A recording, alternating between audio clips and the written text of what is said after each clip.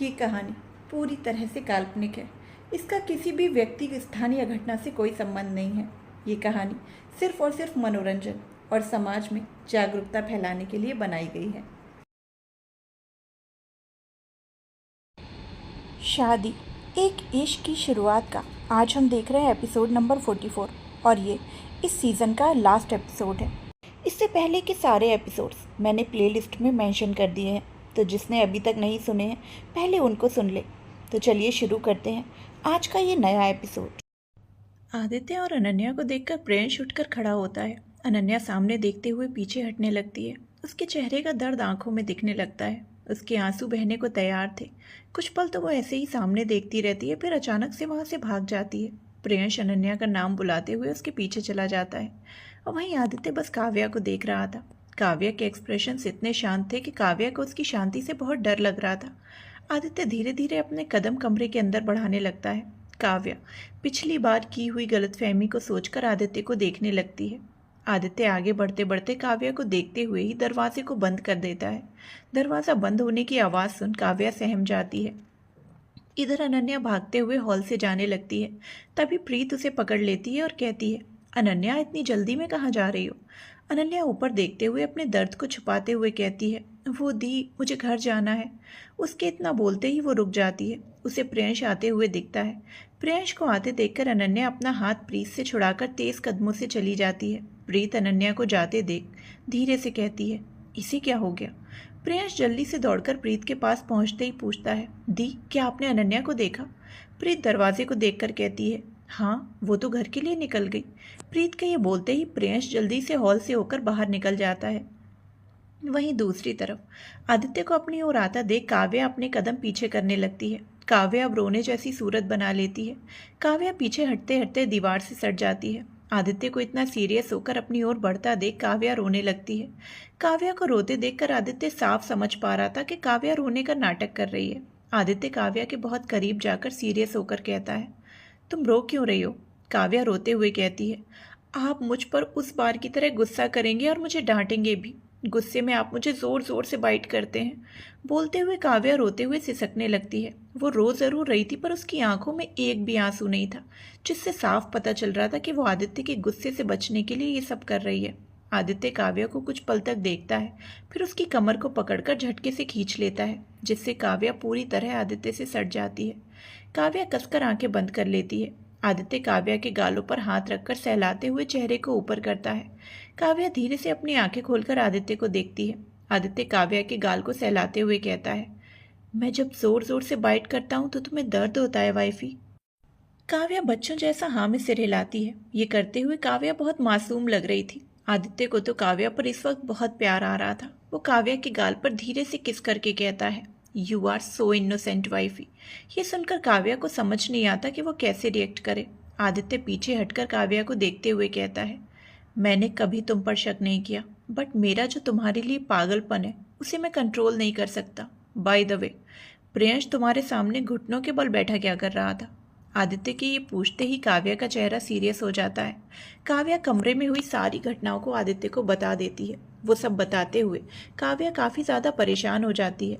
आदित्य काव्या के होंठों को देखते हुए कहता है, don't worry wifey.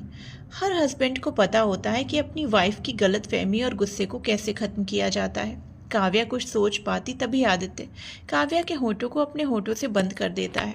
Rathore villa में अनन्या वॉशरूम के अंदर दरवाजे से टिककर रो रही थी। आज उसका दिल जैसे टुकड़ों में बंट चुका था।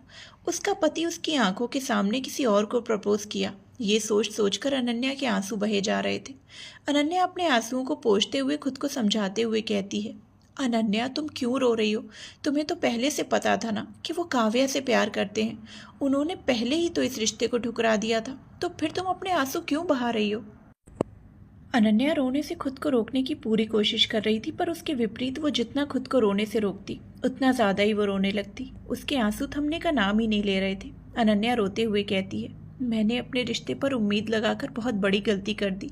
रिश्ते की सच्चाई जानने के बावजूद मैंने ये उम्मीद लगाए रखी कि कभी न कभी तो वो हमारे रिश्ते को अपना लेंगे, पर ऐसा कुछ भी नहीं है। वो अब भी काव्या से प्यार करते हैं। बोलते ही अनन्या की सांसें कुछ पल के लिए रुक जाती हैं। वो खांसते हुए फिर से रोने लगती है। तभी प्रियंश वॉशरूम के दरवाजे पर नॉक करते हुए आवाज़ देने लगता है।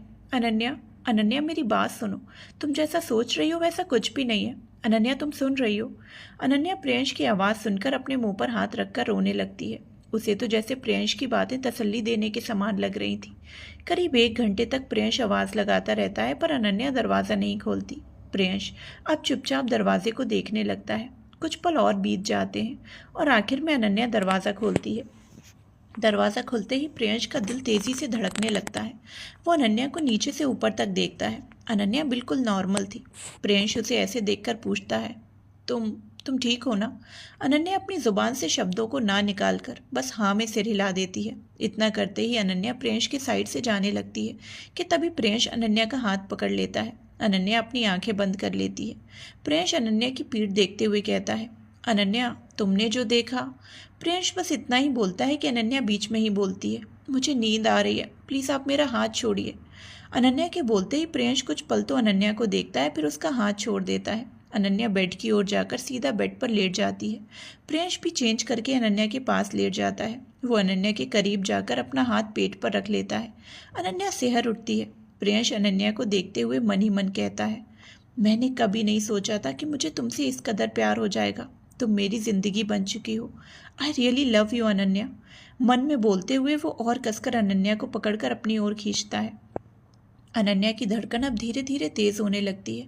प्रियंश की चुवन से उसे काफ़ी ज़्यादा राहत मिल रही थी, पर उसने जो कुछ देर पहले देखा उसे याद करते ही उसकी आंखों से फिर एक बार आंसू बहने लगे। वो प्रियंश को रोते हुए चीख चीख कर बताना चाहती थी कि उसे दर्द हो रहा है। प्रियंश को किसी और का होते हुए उसे बहुत तकलीफ हो रही है, लेकिन अनन्या अपने मुंह से सिसकी तक नहीं निकालती। सुबह प्रियंश की आंखें जैसे ही खुलती हैं तो वो खुद को बेड पर अकेला पाता है। उसकी नज़रें अनन्या को ढूंढने लगती हैं। प्रियंश वॉशरूम की ओर देखता है तो वहाँ पर भी दरवाज़ा खुला था। इसका मतलब साफ था कि अनन्या कमरे में नहीं थी। प्रियंश उठकर वॉशरूम चला जाता है और रेडी होकर बाहर आता है। वो आईने के सामने अपने बाल सेट करने ही लगता है कि फ़ोन रिंग होता है। प्रियंश फ़ोन उठाकर देखता है तो ये काव्या का फ़ोन था। प्रियंश कॉल रिसीव करता है तो उधर से काव्या की चिंता भरी आवाज़ आती है, प्रिंस, अनन्या ठीक है ना? उसे कोई गलतफहमी तो नहीं हुई? प्रियंश बेचारा सा मुंह बनाकर कहता है, पता नहीं काव्या, हमें तो समझ ही नहीं आ रहा। अनन्या जो अभी अंदर ही आने वाली थी, काव्या का नाम सुनकर अपनी जगह पर ही रुक जाती है। अनन्या के जहन में अब फिर एक बार गलतफहमी उत्पन्न हो जाती है। वो अंदर ना आकर वापस चली जाती है। वहीं प्रियंश कुछ देर तो काव्या से बात करता है, फिर वो भी कमरे से निकल जाता है। हॉल में पहुंचते ही प्रियंश की नज़र अनन्या पर चली जाती है, जो प्रियंश की दादी से बातें कर रही थी। प्रियंश कदम बढ़ाते हुए अनन्या की ओर जाने लगता है, तभी अनन्या की नज़र प्रियंश पर चली जाती है। प्रियंश को अपनी तरफ आता देखकर अनन्या खड़ी होकर कहती है, चलिए दादी, आपको दवाई भी लेनी है। प्रियंश की दादी उठती हैं तो अनन्या उनके हाथ को थामकर उनके कमरे की ओर जाने लगती है। वहीं प्रियंश बेचारा अनन्या को देखता रह जाता है, फिर खुद से ही धीरे से कहता है, ये मुझे इग्नोर क्यों कर रही है? कुछ सोचते हुए वो फिर से कहता है, लगता है गलतफहमी की दीवार कुछ ज़्यादा ही बढ़ गई। इतना बोल वो सिर झटककर हॉल से निकल जाता है। शाम के वक्त प्रियंश ऑफिस से आकर हॉल से होते हुए कमरे की ओर जाता है। कमरे में जाकर देखता है तो अनन्या बेड पर बैठी किसी सोच में गुम थी। प्रियंश अनन्या की ओर बढ़ने लगता है, तभी अचानक अनन्या की नज़र प्रियंश पर पड़ती है। प्रियंश को देखते ही वो उठकर अपने फ़ोन को पकड़कर किसी को कॉल करते हुए बाहर निकल जाती है। प्रियंश अनन्या की इग्नोरेंस को बस देखता रह जाता है। उसे अच्छे से पता था कि अनन्या ये सब कुछ उससे दूर भागने के लिए कर रही है।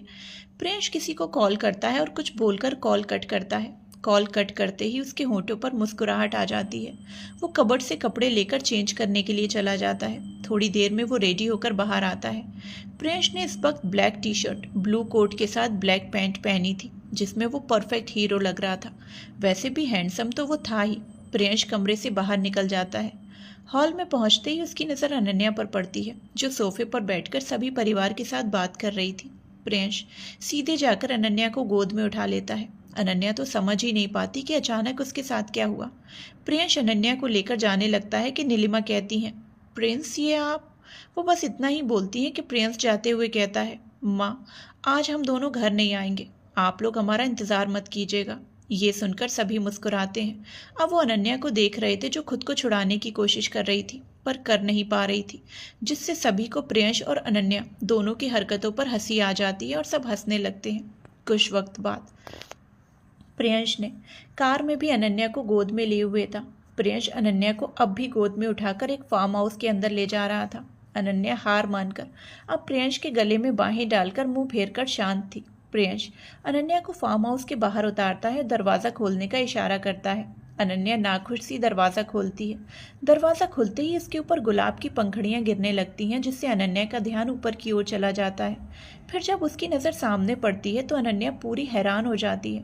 फार्म हाउस के हॉल में प्रियंश और अनन्या की शादी की बहुत सारी फ़ोटोज़ थी। पूरे हॉल को रेड कलर के गुलाब के फूल और बैलून से डेकोरेट किया गया था। ये सब चीज़ों की उम्मीद अनन्या को बिल्कुल भी नहीं थी। वो अब तक पूरी हैरान ही थी कि उसे हल्की बैकग्राउंड म्यूज़िक सुनाई देता है। उसके साथ ही उसे प्रियंश की मौजूदगी का एहसास बहुत करीब होता है। प्रियंश करीब होकर ही गाने लगता है तमन्ना हमें तुम्हें दुल्हन बनाए, तेरे हाथों पे मेहंदी अपने नाम की सजाएं, तेरी ले ले बलाएं, तेरे सदके उतारें। गाते हुए प्रियंश अनन्या के सामने एक घुटने के बल बैठ जाता है। अनन्या प्रियंश को देखने लगती है। प्रियंश भी अनन्या की आंखों में देखते हुए गाने लगता है तमन्ना हमें तुम्हें अपना बनाए, नहीं मुश्किल वफा ज़रा देखो यहाँ, तेरी आंखों में बसता है मेरा जहाँ। प्रियंश अब अनन्या का हाथ पकड़ लेता है। कभी सुन तो ज़रा जो मैं कह ना सका, मेरी दुनिया तुम ही हो, तुम ही आसरा, दुआएं सुनो सजाएं सुनो, मुझे प्यार हुआ था इकरार हुआ था। गाते हुए प्रियंश चुप होता है, पर बैकग्राउंड म्यूजिक धीरे धीरे बज ही रहा था। प्रियंश और अनन्या एक दूसरे की आंखों में देख रहे थे। कुछ पल तो दोनों अपनी आंखों में एक दूसरे के एहसास को देखने की कोशिश करते हैं। प्रियंश अनन्या की उन गहरी आंखों में खोकर बोलता है, जो तुमने देखा वो बस एक गलत फहमी थी। ये सच है कि मैं काव्या से प्यार करता था, लेकिन कल जो कुछ भी तुमने देखा, जो सुना, वो सब कुछ झूठ था। प्रियंश आगे बोलता है, अनन्या, जो मेरे दिल में तुम्हारे लिए एहसास है वो आज तक मैंने किसी के लिए फील नहीं किया। पहले तो मैं कभी तुम्हें अपनी ज़िंदगी में शामिल नहीं करना चाहता था, पर अब ऐसा लग रहा है जैसे तुम ना रही तो इस ज़िंदगी का कोई मतलब ही नहीं है। मैं हर पल हर दिन सिर्फ तुम्हारे साथ जीना चाहता हूँ अनन्या। प्रियंश के एहसास से भरे शब्दों को सुनकर अनन्या की आंखें खुशी के आंसुओं से भर जाती हैं और अचानक से उसके आंसू बहने लगते हैं। अनन्या की आंखों में आंसू देखकर प्रियंश बेचैन होकर खड़ा हो जाता है। प्रियंश अनन्या के बहते हुए आंसुओं को पोंछते हुए बेचैनी से कहता है, तुम रो क्यों रही हो? अगर तुम्हें ये सब पसंद नहीं आया तो I am sorry, but please तुम रोना मत। प्रियंश के बोलते वक्त उसका ध्यान बस अनन्या के आंसुओं पर था। तभी अचानक ही अनन्या प्रियंश को गले लगा लेती है। प्रियंश और अनन्या एक दूसरे के बहुत करीब गले लगे हुए थे। प्रियंश अनन्या की पीठ को सहलाते हुए कहता है, आई एम सॉरी अनन्या, मुझे नहीं पता था तुम्हें ये सब कुछ अच्छा नहीं लगेगा। अगर मुझे पता होता तो मैं ये कभी नहीं करता। अनन्या ये सुनकर प्रियंश की ओर ज़्यादा कसकर गले लगा लेती है। प्रियंश अनन्या की पकड़ को महसूस करके सामने देखने लगता है। कुछ देर बाद अनन्या प्रियंश से अलग होती है और पूरी सजावट को देखने लगती है। प्रियंश मायूस होकर सिर झुकाए सोफे पर बैठ जाता है। अनन्या आगे बढ़कर अपने और प्रियंश की शादी के फोटो पर अपने हाथ फेरने लगती है। फेरते हुए वो प्रियंश को देखती है। प्रियंश चुपचाप सा बैठा हुआ था। अनन्या अब उसके पास जाकर बैठ जाती है और अपने सिर को उसके कंधे पर रख लेती है। अनन्या सजावट को देखते हुए कहती है, जब मैं पैदा हुई उसी वक्त मेरी माँ मुझसे बहुत दूर चली गई। फोटो के सिवाय मैंने उन्हें नहीं देखा। रिश्तेदारों का कहना था कि मैं अपनी माँ को खा गई। ये सुनकर प्रियंश हैरानी से अनन्या को देखता है। अनन्या अपने ख्वाबों में गुम हुई कहती है, पापा ने मुझे रिश्तेदारों से दूर नई नई जगह पर पाला, बड़ा किया और 2 साल पहले मुझे खुद छोड़कर चले गए। उस वक्त भी पापा के मरने का इल्ज़ाम सिर्फ मुझ पर ही लगाया गया।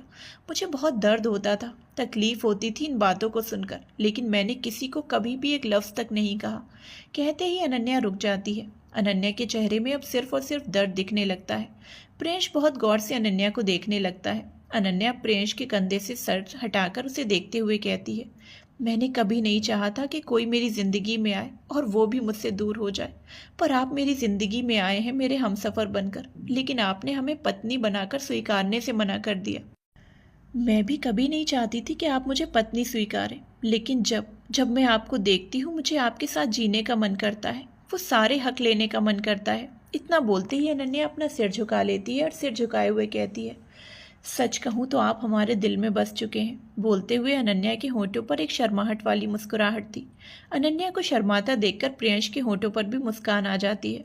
प्रियंश अनन्या की चिन को पकड़कर चेहरे को ऊपर करके उसकी आंखों में देखने लगता है। अनन्या शर्माते हुए सोफे से उठकर जाने लगती है कि प्रियंश तुरंत उसका हाथ पकड़ लेता है। अनन्या के पूरे शरीर में सिरहंसी दौड़ जाती है।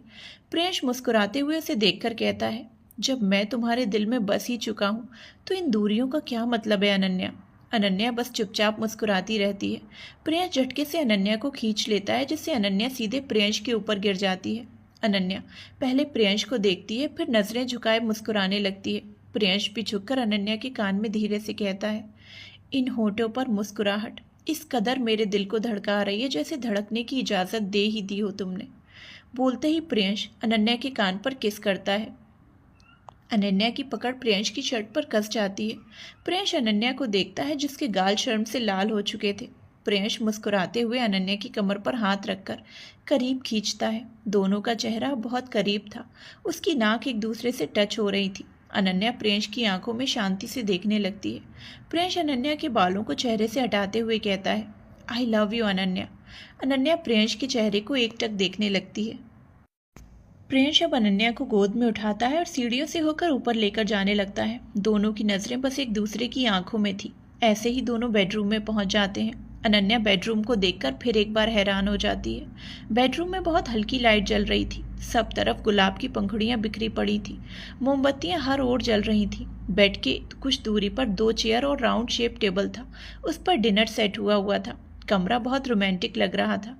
प्रियंश अनन्या को चेयर पर बिठाता है और खुद भी बैठ जाता है। डिनर सर्व करके दोनों अब खाने लगते हैं। प्रियंश की नज़रें बस अनन्या पर टिकी हुई थी। कुछ पल बाद प्रियंश को क्या होता है कि वो खाना छोड़कर अनन्या को खींचकर अपनी गोद में बिठा लेता है और उसकी कमर से होते हुए खुले पेट पर हाथ रखता है। प्रियंश अनन्या को ऐसे ही खाने को बोलता है। अनन्या खाने लगती है। वहीं प्रियंश अनन्या की खुशबू से मदहोश होने लगता है। वो अनन्या की गर्दन पर किस करने लगता है। प्रियंश के ऐसे करते ही अनन्या का चम्मच हाथ से छूटकर गिर जाता है। प्रियंश अब गर्दन से होकर पीठ पर किस करने लगता है।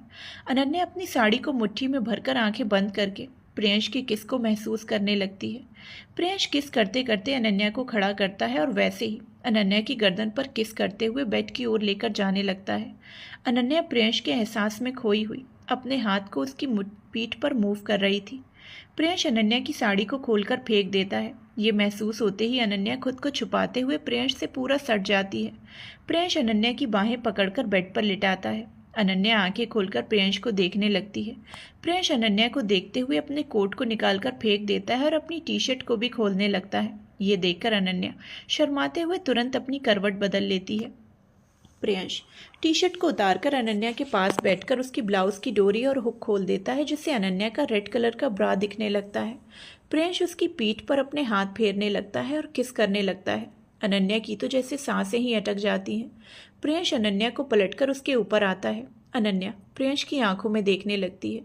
प्रियंश कुछ पल अनन्या की आंखों में देखता है, फिर आगे बढ़कर उसके होंठों पर अपने होंठ रखकर किस करने लगता है। प्रियंश की किस वक्त के साथ बहुत ही गहरी होने लगती है। अनन्या खुद को पूरा ढीला छोड़ देती है। वो प्रियंश के एहसास में पूरी तरह से डूब चुकी थी।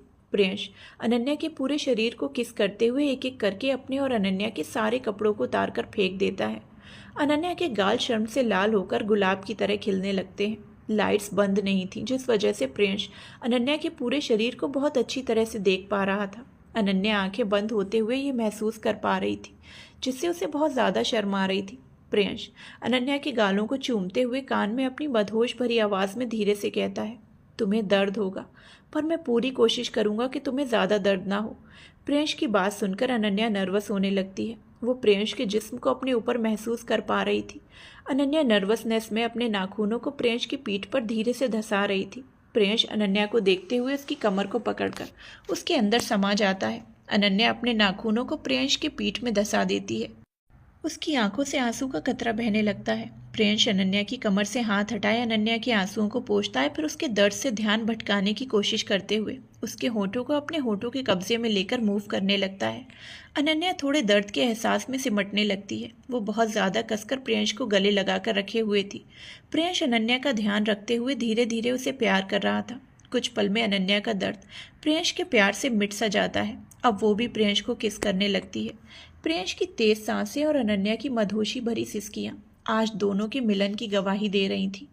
दूसरी तरफ दर्श अपनी बहन के कातिल को खोजने की कोशिश काफ़ी दिनों से कर रहा था, जिसका फल आज उसे मिला था। आज जाकर दर्श को वो फुटेज मिली थी जिस दिन दिशा की मौत हुई थी। दर्श फुटेज को बहुत ही गौर से देख रहा था जिस पर दिशा नशे की हालत में थी और उसे एक आदमी कमरे में लेकर जा रहा था। उस कमरे के अंदर दिशा को ले जाकर सीधा बेड पर बैठाकर वो चला जाता है। दिशा नशे में इधर से उधर हो रही थी। तभी कमरे का दरवाज़ा खुलता है और एक लड़का आता है। वो लड़का अपनी पॉकेट पर दोनों हाथ रखे हुए दिशा को देख रहा था। कैमरे में उसका चेहरा नहीं दिख रहा था। वो लड़का आगे बढ़कर आराम से दिशा को लेटाता है। दिशा उससे बात भी कर रही थी। वो लड़का अचानक दिशा के कपड़ों को झटके से फाड़ देता है। दर्श अपनी आंखें बंद कर लेता है।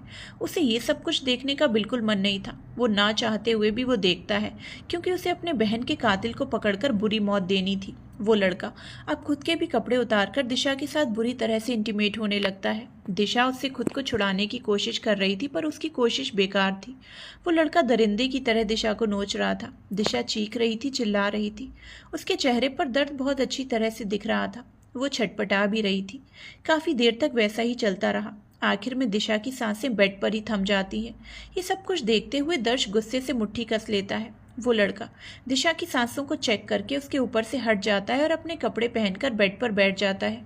उसके बैठते ही उसका चेहरा दिखता है। उस चेहरे को देखते ही दर्श की आंखें हैरानी से बड़ी हो जाती हैं। दर्श के मुंह से एकाएक निकलता है, रुद्रांश। दर्श ने बस इतना ही कहा था कि अचानक कमरे का दरवाज़ा खुलता है। दर्श उस ओर देखता है तो उसकी आंखें गुस्से से लाल हो जाती हैं।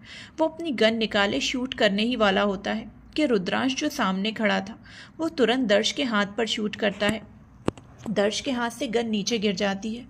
दर्श के हाथ से गोली छूटकर निकली थी जिससे थोड़ा खून बहने लगता है।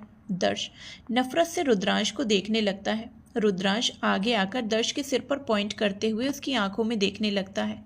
दर्श रुद्रांश की आंखों में देखकर कहता है, इतना बड़ा धोखा, मेरी प्रिंसेस को मारने वाला तू था। रुद्रांश मुस्कुराते हुए कहता है, धोखा मेरी फितरत में है, ये तो तुझे पहले से पता था ना, तो बेवकूफ़ी भरे सवाल क्यों कर रहा है।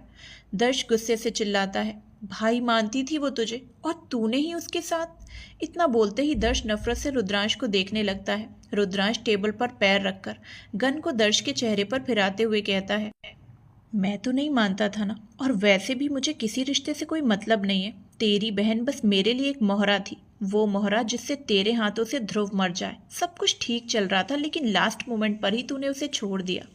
दर्श अपनी और रुद्रांश की दोस्ती को याद करते हुए कहता है, सच्चा दोस्त मानता था मैं तुझे।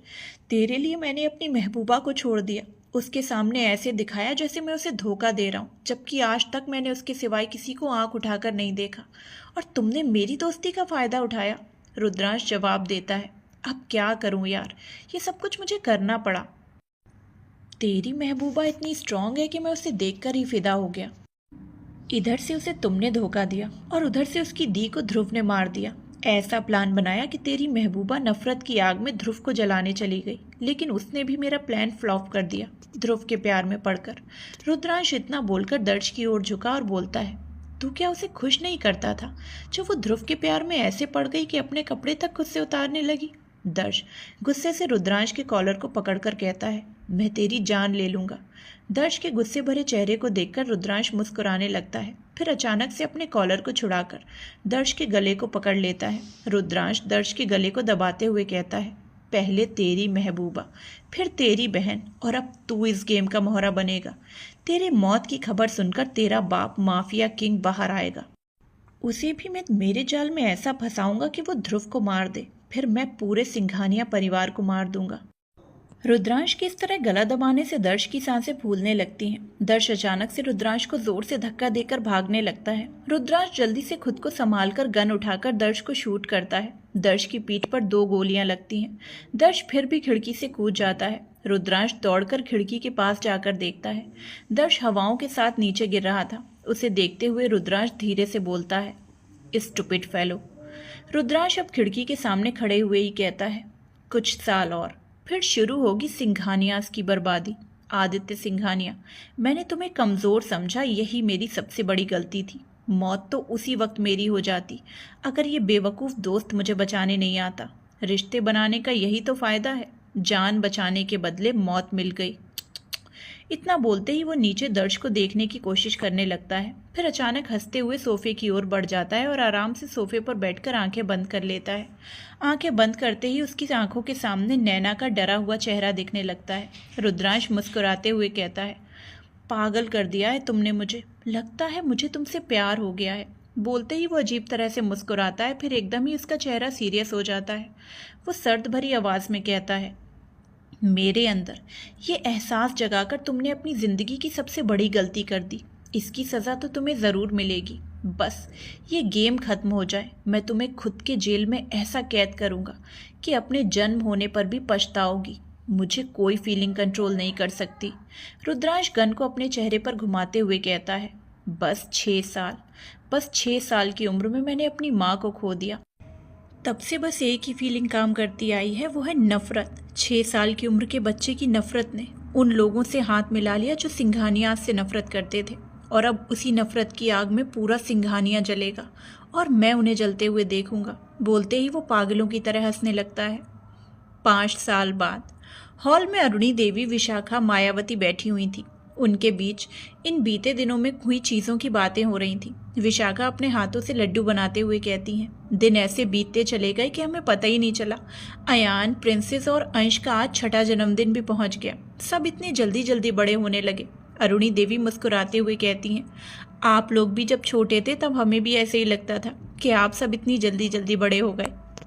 मायावती उनकी बातों में शामिल होते हुए कहती हैं, माँ, मैं सोच रही थी क्यों ना आज इस खुशी के मौके पर एक बड़ी सी फैमिली फ़ोटो हो जाए जिसमें हम सब कोई भी परिवार ना छूटे। अरुणी देवी ये सुनकर खुशी दिखाते हुए कहती हैं, ये तो बहुत अच्छी बात कही आपने मायावी। हम एक काम करते हैं, सभी को बुला लेते हैं। शाम के वक्त फ़ोटो सेशन होगा, उसके बाद जन्मदिन का सेलिब्रेशन। विशाखा और मायावती ये सुनकर मुस्कुरा देती हैं। किचन से काव्या एक ट्रे पर कटोरा लिए आती है और अरुणी देवी को एक चम्मच बढ़ाते हुए कहती है, दादी चक्कर बताइए ना कैसी बनी है मेरे हाथों की खीर। अरुणी देवी मुंह खोलती हैं तो काव्या उन्हें खिला देती है। अरुणी देवी आंखें बंद करके कहती हैं, सच में काव्या, आपके हाथों की खीर लाजवाब है। ये सुनकर काव्या के होंठों पर एक सुकून भरी मुस्कुराहट आ जाती है। तभी दरवाजे से हॉल में सभी बच्चे आने लगते हैं। ध्रुवंश की पीठ पर आद्या लदी थी, आरुष की पीठ पर स्वर्णा लदी थी और अप्रीता अर्जुन की पीठ पर लदी हुई थी। वहीं अव्यान चुपचाप सा सीधे अपने कमरे की ओर बढ़ जाता है। काव्या आगे बढ़कर उन सबके पास जाकर कहती है, अर्जुन ये सब क्या है? आप भी बच्चों के साथ मिल गए? अर्जुन हाँ में सिर हिलाए कहता है, हाँ काव्या, यही तो वक्त है बच्चों के साथ जीने का। इतना बोलते ही अर्जुन सबकी ओर देखकर कहता है, चलो बच्चा पार्टी, अंदर जाया जाए। अर्जुन आगे बढ़कर हॉल में पहुंच जाता है। सभी कोई इस वक्त स्कूल यूनिफॉर्म में थे। वहीं दरवाजे से पीछे पीछे अनुराग सभी बच्चों के बैग्स को ढोकर ला रहा था। अनुराग को देखकर काव्या की हंसी निकल जाती है। वो हंसते हुए कहती है, ये क्या देवर जी, आप तो आज पूरे कुली के गेटअप में लग रहे हैं। अनुराग ने एक बैग को सिर पर ढो रखा था और दोनों हाथों में 2-2 बैग्स पकड़े हुए थे। अनुराग बुरा सा मुंह बनाकर कहता है, भाभी ये सारी हरकत प्रिंसेस की है, उसी ने ऐसे आइडियाज़ दिए कि मुझे कुली बना दिया। काव्या आगे बढ़कर बैग को लेकर हंसते हुए सोफे की ओर बढ़ जाती है। अर्जुन अप्रीता को उतारता उससे पहले ही प्रीत उसके पास आ जाती है तो अप्रीता मम्मा बोलकर प्रीत की गोद में चली जाती है। जहां आज अव्यान, आव्या और ध्रुवंश का 6 साल हो चुके थे तो वहीं आरुष के 6 साल होने में और 3 दिन बाकी थे। अप्रीता 5 साल की है और स्वर्णा बस 3 साल की, घर की सबसे छोटी। आरुष स्वर्णा को अपनी पीठ से उतारने लगता है तो वहीं जल्दी से उसे कसकर पकड़े बड़ी बड़ी करते हुए रोकने की कोशिश करती है। सपना किचन से आते हुए कहती है, आरू, स्वर्णा का बिल्कुल मन नहीं है आपकी पीठ से उतरने का, इसलिए आप उन्हें कमरे तक छोड़ दीजिए। आपकी छोटी मम्मा कमरे में अभी अभी गई हैं। आरुष हाँ में सिर हिलाकर स्वर्णा को रोहान के कमरे की ओर लेकर जाता है। वहीं ध्रुवंश की पीठ पर अब तक आव्या को लदे देखकर काव्या कहती है, परी, अब आप भी अंश की पीठ से उतर जाइए। आव्या ना में सिर हिलाकर कहती है, नो मम्मा, मुझे पैरों में बहुत तेज़ दर्द हो रहा है, अंश मुझे कमरे तक छोड़ देगा। काव्या सख्ती से कहती है, उतरिए वरना हम आपका पैर सच में तोड़ देंगे। आव्या का मुंह बिगड़ जाता है। तभी ध्रुवंश कहता है, मम्मा मैं छोड़ दूंगा। बोलते ही ध्रुवंश आव्या को लेकर आगे बढ़ जाता है। काव्या कुछ पल उन्हें देखकर बैग्स को लेकर कमरे की ओर खुद भी बढ़ जाती है। ध्रुवंश आव्या को कमरे की ओर ले जाकर बेड पे उतारता है।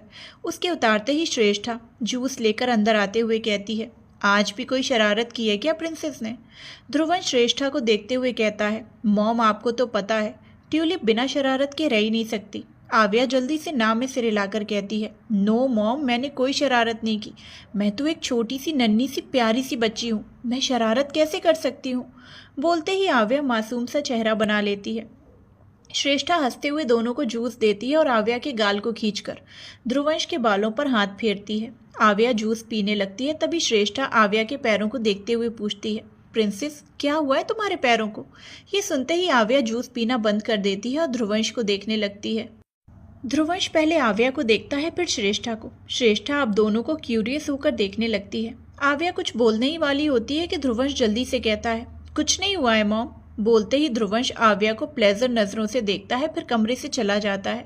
ध्रुवंश के जाते ही श्रेष्ठा की नज़र आव्या पर टिक जाती है। आव्या जल्दी से बेड से खड़ी होकर कहती है, हाँ मॉम, देखिए मेरे पैरों को कुछ नहीं हुआ, मैं तो बस अंश को परेशान कर रही थी। बोलते हुए आव्या अपने पैरों को दिखाने लगती है।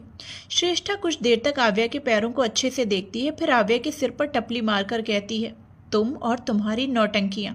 आव्या अपने सिर पर हाथ रखे मुंह बनाकर श्रेष्ठा को देखती है। श्रेष्ठा आव्या के माथे पर किस करके वहां से चली जाती है। काव्या अव्यान के कमरे में नॉक करती है। काफी देर तक तो अव्यान दरवाजा नहीं खोलता, फिर कुछ वक्त में दरवाजा खोलकर सीधा कमरे में चला जाता है। काव्या अव्यान के पीछे जाकर बोलती है, अयान, मैंने आपसे कहा था ना कि हमेशा सबके साथ रहिए। आप अपने भाई बहनों से दूरी बनाकर क्यों रहते हैं? यहाँ तक आप स्कूल में भी किसी से बात नहीं करते। अव्यान स्टडी टेबल के सामने चेयर पर बैठकर खुली किताबों को देखते हुए लिखने लगता है। काव्या अव्यान के पास स्टडी टेबल से टिककर कहती है, हम आपसे कुछ कह रहे हैं अयान। काव्या के बोलने पर भी अव्यान कुछ नहीं बोलता। काव्या उसे चुपचाप देखने लगती है। तभी अव्यान चेहरे पर बिना भाव लाए कहता है, मम्मा, अगर आप मुझे ऐसे ही खड़े होकर देखती रहीं तो आपकी कमर में दर्द होना शुरू हो जाएगा, और आपको अच्छे से पता है कि मुझे आपको दर्द में देखना बिल्कुल नहीं पसंद। काव्या मुंह खोले अव्यान को देखती है, जिसका ध्यान अब तक किताबों पर ही था। काव्या जल्दी से कहती है, तो आपको लगता है कि मैं बुढ़ी हो गई हूँ?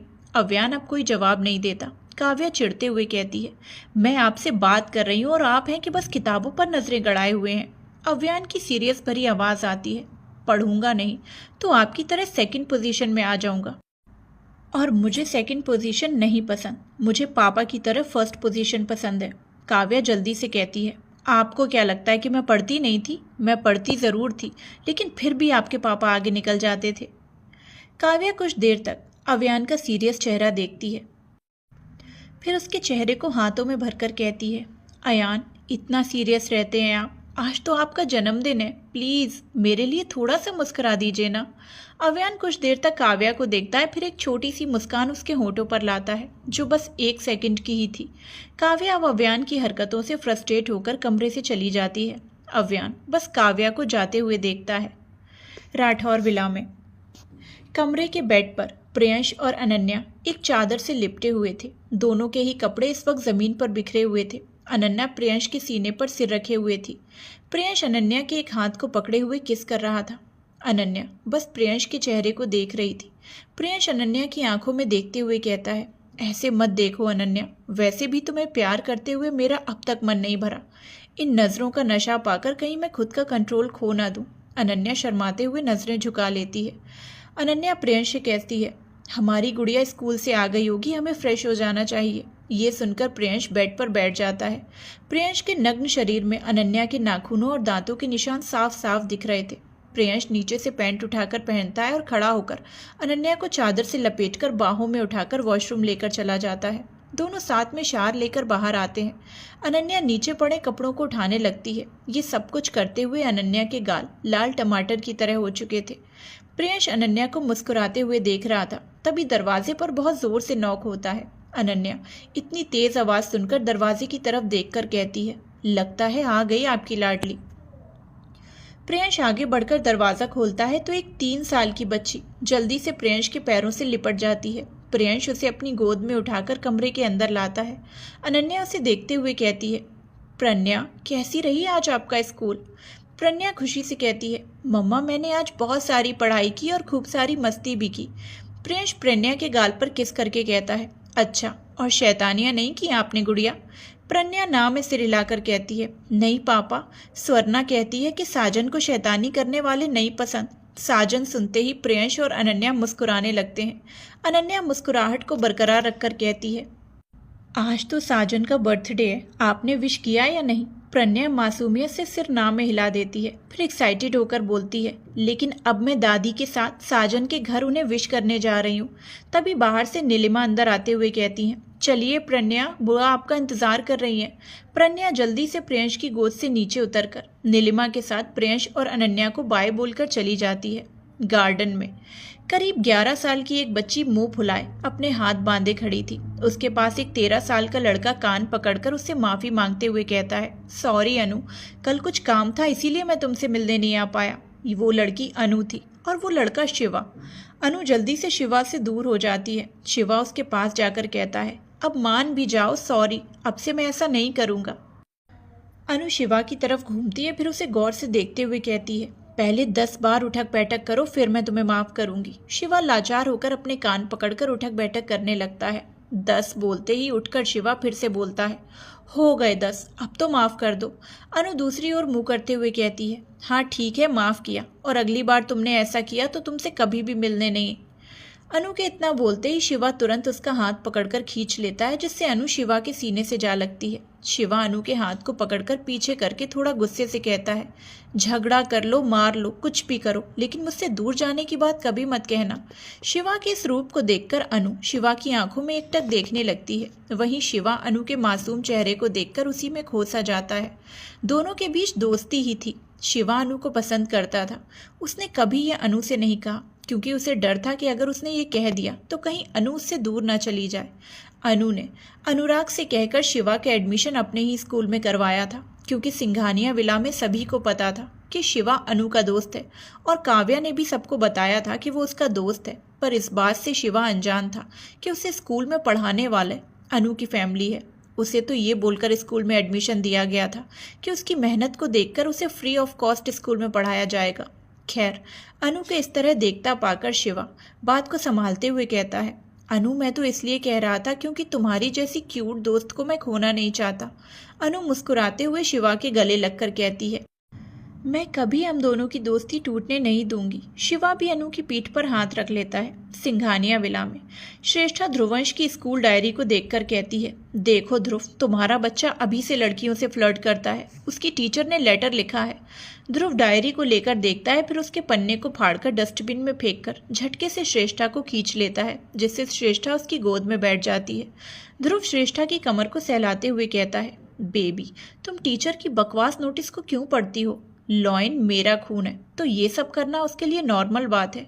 श्रेष्ठा ध्रुव के हाथ को पकड़कर घूरते हुए कहती है, तुम बेशर्म हो, इसका मतलब ये नहीं कि ध्रुवंश भी बेशर्म बनेगा। उसके अंदर मेरा भी खून है।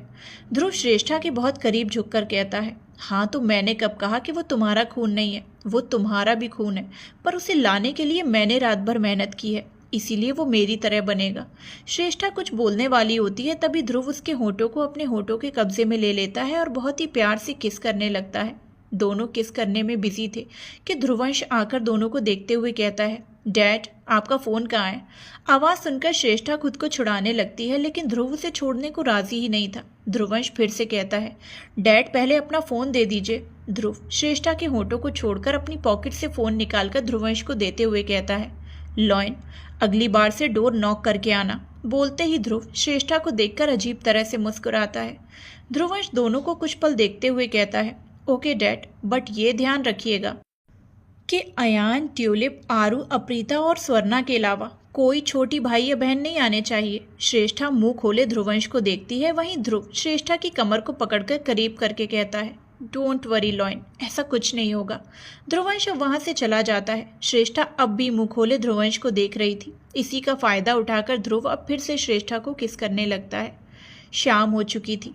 फोटोग्राफर आकर सोफे पर बैठा हुआ था। सारा परिवार हॉल में आ चुका था। प्रज्ञा प्रीत को देखकर कहती है, बुआ, मुझे साजन से मिलना है। प्रीत उसकी बात सुनकर हंसते हुए काव्या को देखकर कहती है, काव्या, देखो तुम्हारी होने वाली बहू को तुम्हारे बेटे से मिलना है। ये सुनकर काव्या मुस्कुराते हुए आगे आकर प्रज्ञा को गोद में लेकर कहती है, आपको अयान से मिलना है। प्रज्ञा जल्दी से हाँ में सिर हिला देती है। काव्या प्रज्ञा को लेकर अव्यान के कमरे की ओर बढ़ जाती है। अव्यान के कमरे के पास पहुंचते ही काव्या प्रज्ञा को नीचे उतार कर कहती है, जाइए, अयान अंदर ही है। इतना बोलकर काव्या जाने को होती है कि प्रज्ञा उसके पल्लू को पकड़ लेती है।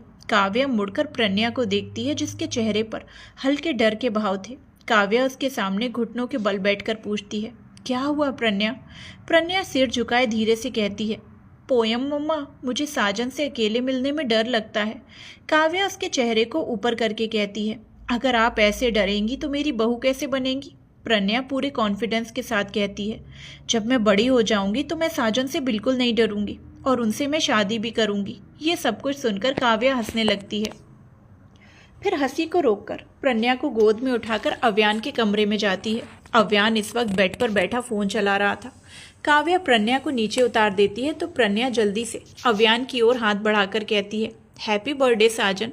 प्रज्ञा के विश करने पर अव्यान वैसा ही चुपचाप सीरियस होकर गेम खेलता रहता है, जैसे उसे कुछ सुनाई ही ना दिया हो। प्रज्ञा मायूसी से अब काव्या को देखती है। काव्या अव्यान को देखकर कहती है, अयान, जब कोई विश करे तो उसे रिप्लाई दिया जाता है। अव्यान कुछ देर तक तो चुप रहता है, फिर बिना कुछ बोले प्रज्ञा से हाथ मिला लेता है। प्रज्ञा का चेहरा एकदम से फूल की तरह खिल जाता है। काव्या अव्यान की हरकत पर बस सिर हिला देती है, जैसे कह रही हो कि इसका कुछ नहीं हो सकता। काव्या अव्यान के कमरे से निकलकर प्रज्ञा को साथ लेकर जा ही रही थी कि तभी आदित्य काव्या को कमरे में खींच लेता है और साथ प्रज्ञा भी उसके चली जाती है, क्योंकि वो इस वक्त काव्या की गोद में थी। काव्या आदित्य को हैरानी से देखकर कहती है, मिस्टर हस्बैंड, ये क्या कर रहे हैं? छोड़िए, प्रज्ञा भी हमारे साथ है। आदित्य काव्या की कमर को पकड़कर करीब खींच लेता है। प्रज्ञा कभी आदित्य को देखती तो कभी काव्या को। काव्या लगातार खुद को छुड़ाने लगती है। काव्या की हरकत को देखकर आदित्य उससे दूर होकर प्रज्ञा को उसकी गोद से लेता है, फिर कहता है, रैबिट, प्रज्ञा को यहाँ से लेकर जाओ। काव्या इधर से उधर देखने लगती है, तभी उसकी नज़र सोफे पर बैठी आदित्य के फ़ोन में बिजी आव्या पर जाती है। आदित्य की बात सुनकर आव्या आती है और प्रज्ञा का हाथ पकड़कर कहती है, डैडा, ये मेरी भाभी है और यही बनेगी। अगर इसके सिवाय कोई आई तो मैं उसका जीना हराम कर दूंगी। बोलते ही वो प्रज्ञा के गाल को खींचते हुए कहती है, मेरी क्यूट भाभी। आदित्य प्रज्ञा को देखता है पर कुछ नहीं बोलता। वहीं काव्या आव्या की बात सुनकर मुस्कुरा रही थी। काव्या दोनों को देखते हुए कहती है, चिंता मत कीजिए आव्या, प्रज्ञा ही आपकी भाभी बनेगी क्योंकि ये मेरी पसंद है। आव्या खुश होकर प्रज्ञा को लेकर चली जाती है। आदित्य काव्या के करीब खींचकर सटा लेता है और कहता है, ये डिसीजन अयान का होगा वाइफी, क्योंकि मैं ना ही अयान को किसी चीज़ के लिए फोर्स करूंगा और ना ही रैबिट को। काव्या मुस्कुराते हुए अपनी दोनों बाहें आदित्य की गर्दन में लपेट कर कहती है, मिस्टर हस्बैंड, मैं भी किसी को फोर्स नहीं करूंगी, बट देखना, प्रज्ञा ही मेरी बहू बनेगी और अयान की सजनी बनेगी। बोलते ही काव्या आदित्य के गाल पर किस करती है। आदित्य काव्या के एक हाथ पर अपनी उंगली फंसाकर किस करके कहता है, उसमें अभी बहुत वक्त है वाइफी, अब हमारी बात करें। तुम दिन ब दिन कुछ ज़्यादा ही अट्रैक्टिव लगने लगी हो। काव्या मुंह बनाकर कहती है, मिस्टर हस्बैंड, मुझे बुढ़ा नहीं होना। आदित्य मुस्कुराते हुए काव्या की नाक पर किस करके कहता है, you are so innocent wifey, अब भी तुम बिल्कुल बच्ची हो। काव्या मुस्कुराते हुए आदित्य को गले लगा लेती है और कहती है, जिंदगी भर आप यूं ही साथ रहिए तो मुझे पता भी नहीं चलेगा कि मेरी उम्र खत्म हो रही है। जिस तरह मैं आपके साथ जी रही हूँ उसी तरह मैं आपके साथ ही मरना चाहती हूँ। आदित्य काव्या की कमर को पकड़कर कस लेता है। हॉल में अब फोटो सेशन शुरू हो चुका था। पहले तो सारे बच्चे फोटो खिंचवाते हैं, जिसमें अव्यान, आव्या, ध्रुवंश, आरुष, अनु, अप्रीता, स्वर्णा, रूही, शौर्य और सुरभि, सौरभ और रुखसार की बेटी रूवंश, वंशज और रूमानी का बेटा और प्रज्ञा मौजूद थे। बच्चों के बाद सभी बेटे और बहुएं आते हैं, जिसमें आदित्य काव्या, अर्जुन प्रीत, ध्रुव श्रेष्ठा, अनुराग सपना, रोहान सौरा, सौरभ रुखसार, तंसज रूहानी, वंशज और रूमानी, प्रियंश और अनन्या मौजूद थे। उसके बाद घर के सभी बड़े खिंचवाते हैं, जिसमें अरुणी देवी, पृथ्वीराज, विशाखा, अमरजीत, मायावती, शंकर, नीलिमा और प्रीत के दादा दादी, सौरभ के माँ पापा, तंसज के माँ पापा और सपना के माँ पापा मौजूद थे। सभी अब अपने अपने बच्चों के साथ फोटो खिंचवाते हैं और आखिर में पूरी फैमिली एक साथ फोटो खिंचवाते हैं, जिसमें सभी लोग मौजूद थे। रॉकी, माया, रॉनी वीर से मिलने गए थे। वीर और टीना की बेटी हुई थी जिसका नाम वीना था। रॉनी और वीना काफ़ी अच्छे दोस्त बन चुके थे। वीर और टीना कुछ महीने पहले ही उनके घर गए थे, तो उन्होंने रॉकी को अपने घर इनवाइट किया था। जहाँ यहाँ खुशियों के पल बहुत ही हंसी खुशी के साथ मनाए जा रहे थे, तो वहीं दूसरी तरफ एक 7 साल का बच्चा गन को पकड़े बहुत ध्यान से दूर पर लगे एक सर्किल के पॉइंट को देख रहा था। कुछ देर तक तो वो देखता रहता है, फिर गोली चला देता है। अंधेरे में भी उसकी गोली सीधे जाकर उस पॉइंट को चीरते हुए चली जाती है। उसके गन शॉट को देखकर एक बॉडीगार्ड आगे से आते हुए कहता है, सिर्फ सही जगह पर शूट करने से कुछ नहीं होगा, इतनी देर करोगे तो दुश्मन ही तुम्हें। उसके इतना बोलते ही गन की बुलेट उसके गर्दन के आर पार चली जाती है। खून झरझराते हुए बहने लगता है और वो बॉडीगार्ड वहीं गिरकर मर जाता है।